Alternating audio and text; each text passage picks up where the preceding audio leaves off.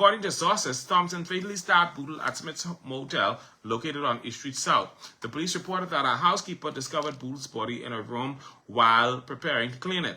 Thompson, who is being represented by Ty Pinder, was not required to enter a plea regarding the charge. He has been remanded to prison and informed of his right to apply for bail in the Supreme Court. The court has been adjourned to a future date for the submission of a voluntary bill of indictment, which will transfer the case to the Supreme Court.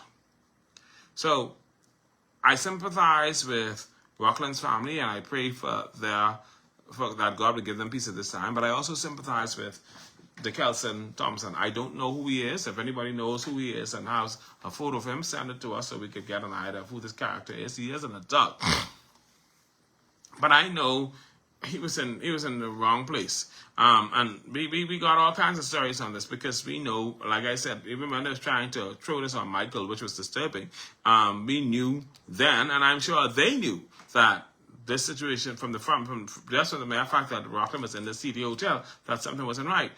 We are told that on January 9th, whatever time, it may have been January, whatever, he called January 8th, I guess, because they found him January 9th. We were told that he called a family member of his or of his wife's, asking them if they had a room available. And so he probably went to Smith's Motel as a last resort, but the family member told him no, they didn't have any spaces available. And then when that family member heard about him again, they heard he had died, he had been murdered, you know. And so, but Rockland was into this kind of thing, you know. But why are you looking all about for hotel room when you got a wife? You understand what I'm saying to you? And what she was doing with an 18-year-old in the hotel room. And no, this does not justify the 18-year-old stabbing anyone to death. Because we're not going to agree with that at all. We're not going to justify anyone taking anyone else's life.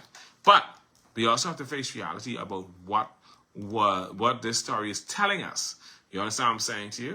And I'm not going to agree with trying to muddy someone else's name, and you know very much well that this particular person had some stuff going on about them that put them in some risky positions. And unfortunately, in this particular case, it ended up costing them their life. That's sad and unfortunate, but that's the reality, all right? We're going to continue to follow this case. We're going to continue to watch it and see what happens. I got to show you something with this story, and I thought I had put it down, but I gotta look for it. I gotta look for it. Because you gotta hear this story. And I'm not gonna read the whole thing. But I gotta let you hear it. There was a story that was posted in the Tribune. And the story was, and it said, let me tell you what the headline of the story was.